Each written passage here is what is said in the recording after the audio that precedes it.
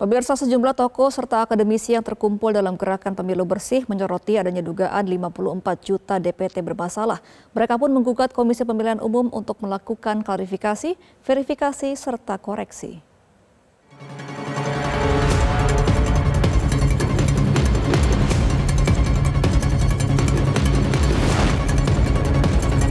Gerakan Pemilu Bersih menyoroti perihal temuan daftar pemilih tetap atau DPT bermasalah sebanyak 54 juta pemilih atau sekitar 26% dari total jumlah pemilih.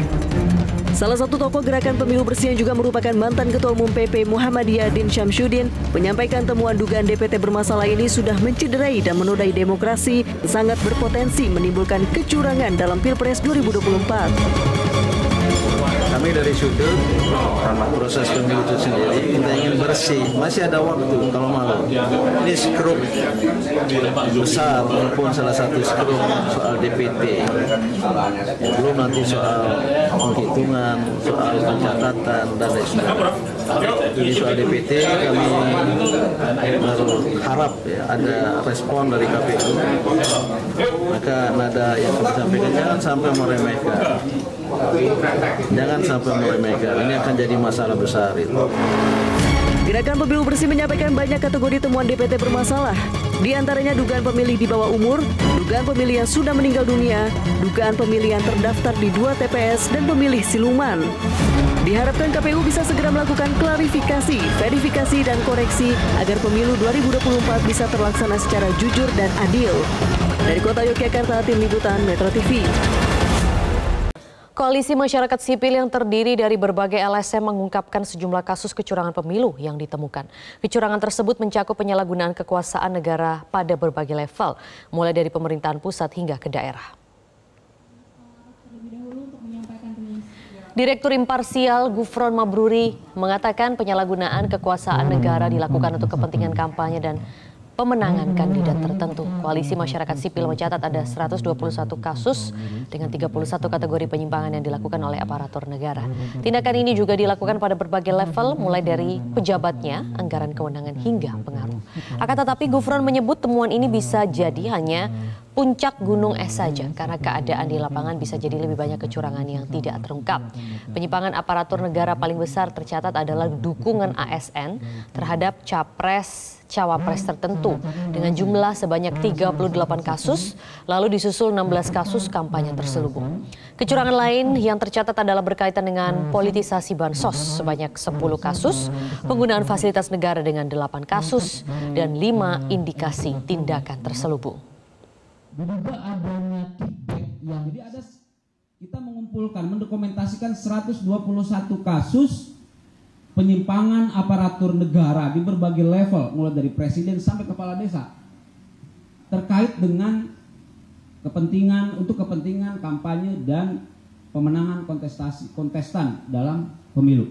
Ada kementerian yang menggunakan sumber daya kementerian untuk menyelenggarakan kegiatan, memfasilitasi kegiatan yang dihadiri oleh salah satu kontestan, capres, ya kan? 38 dukungan ASN ya di berbagai level terhadap capres cawapres tertentu, kemudian juga 16 kasus, yang kedua 16 kasus kampanye terselubung, berikutnya disusul 14 dukungan terhadap kandidat tertentu, kemudian berikutnya ada 10 kasus politisasi bansos ya, yang dilakukan oleh presiden, yang tentu secara politik itu menguntungkan satu kandidat tertentu. Film Dirty Food dengan pro kontranya banyak membukakan dugaan bahwa memang ada penyimpangan yang terjadi. Saya ingin ke Mas Halili dulu. Kalau ada 121 dugaan penyimpangan, itu paling banyak terjadi di wilayah mana dan oleh siapa, Mas Halili? Baik, terima kasih Mas Leonard. Jadi penting untuk dipahami dulu sebelum ke arah sana, kita ingin mengatakan bahwa 121 penyimpangan aparatur negara ini jangan hanya dilihat dari sisi jumlah yang quote unquote hanya gitu ya.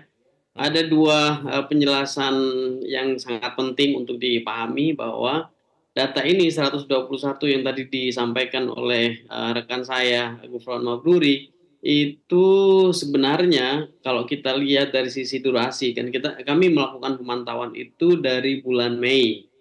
Nah, Mei sampai Oktober itu sekitar 50-an lah kasus. Dan 3 bulan terakhir 121. Artinya lompatannya itu hampir 300%. Itu sesuatu dari sisi substansi, saya kira kita mesti katakan bahwa kalau kita membiarkan tren ini, ya tentu saja kredibilitas dan legitimasi pemilu kita itu akan berada dalam ancaman. Yang kedua yang penting untuk disampaikan adalah bahwa saya ingin memberikan highlight ya pada apa yang tadi sebenarnya disampaikan oleh Mas Leonard jadi bagian awal ketika membincang soal paparan dari koalisi kami, yaitu bahwa apa yang kami dokumentasikan, kami kumpulkan sebagai data pemantauan dari beberapa laporan, itu merupakan puncak dari gunung es yang situasi realnya itu bisa jauh lebih besar sesungguhnya, sehingga case tracking system kemudian study yang kami lakukan hanya memotret yang ada di puncak itu, dan yang tidak terlihat itu bisa lebih banyak.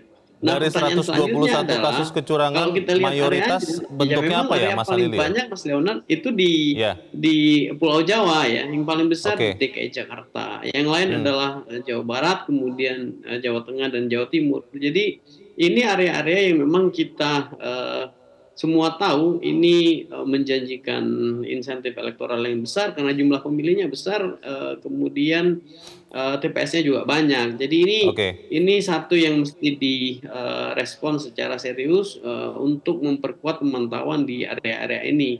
Kalau kemudian pertanyaannya soal siapa aktornya, ya aktornya memang banyak sekali, dan itulah yang kemudian mendorong kami untuk mengatakan bahwa ini bukan hanya kecurangan, ini bukan hanya electoral maladministration, electoral malpractices atau electoral fraud, ini sudah masuk pada electoral evil.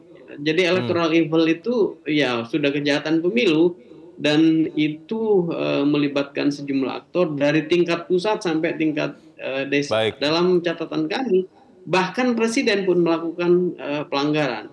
Yang paling banyak tentu saja ASN di tingkat kabupaten, kemudian aparat desa, kemudian presiden, kemudian anggota TNI, anggota Polri. Ya, itu yang Mas Halili, kami catat. Temuan, halo. Begitu, Mas Leonard.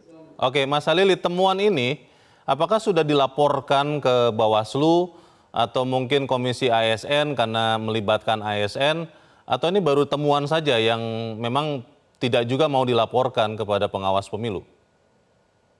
Ya, kami saya kira harus memberikan penegasan bahwa studi ini, pemantauan ini, riset monitoring yang kami lakukan itu maknanya dua, Mas Leonard. Yang pertama, ini bentuk partisipasi publik gitu ya, sehingga kemudian mesti dilihat bahwa ini bagian dari oversight kami sebagai masyarakat sipil, watchdog ya, fungsi yang kami selenggarakan. Yang kedua, yang juga penting untuk dilihat adalah kenapa kami lakukan ini, karena kontrol pada kelembagaan pengawasan itu lemah dan ada skeptisisme yang meningkat, termasuk kami juga skeptis bahwa kalau ini dilaporkan ke Bawaslu, ini akan ditindaklanjuti secara proper gitu ya. Ini persoalannya, sehingga kami harus mengatakan bahwa ini bagian dari semacam shadow oversight begitu, semacam laporan bayangan, semacam pemantauan bayangan yang dilakukan oleh masyarakat sipil, dan dalam konteks yang secara umum kita ingin katakan bahwa mekanisme pelaporan ke Bawaslu. Aliansi Rakyat Bergerak menyerukan aksi Gejayan Memanggil berlangsung di Sleman, Yogyakarta. Aksi ini memprotes nasib demokrasi yang kian mundur dan dugaan kecurangan dalam proses pemilu 2024 di era pemerintahan Joko Widodo. Sejumlah elemen masyarakat sipil di daerah istimewa Yogyakarta menggelar aksi unjuk rasa di Jalan Gejayan, Sleman, Yogyakarta. Aksi ini disebutkan melawan kecurangan dalam pemilu atau Pilpres 2024. Mahasiswa menilai pelanggaran etika dan moral yang dilakukan oleh Jokowi secara terang-terangan mengesankan dirinya sedang melawan arus menghadapi suara kritis masyarakat. Masa aksi ini tergabung dalam jaringan Gugat Demokrasi, terdiri dari beberapa lembaga dan aktivis di Jogja yang berhimpun dalam forum Cik Ditiro, Aliansi Rakyat Bergerak, aksi massa dari Gejayan Memanggil, dan sejumlah elemen masyarakat Jogja lainnya.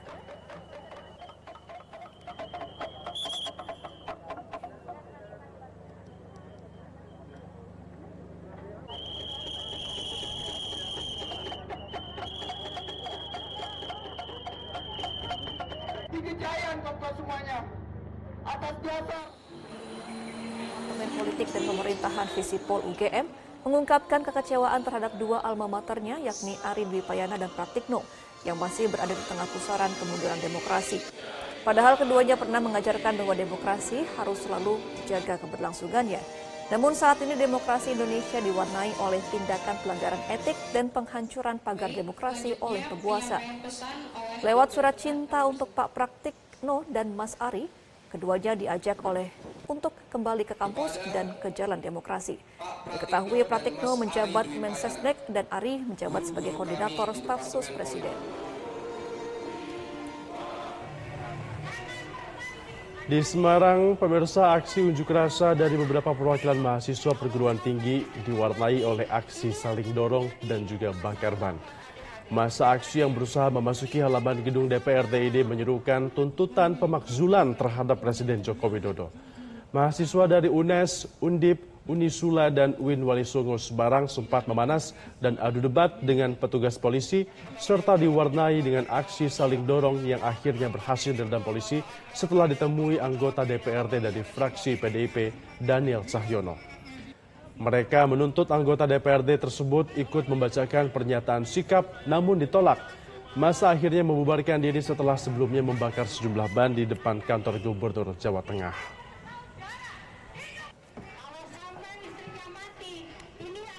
Jelajahi cara baru mendapatkan informasi. Download Metro TV Extend sekarang.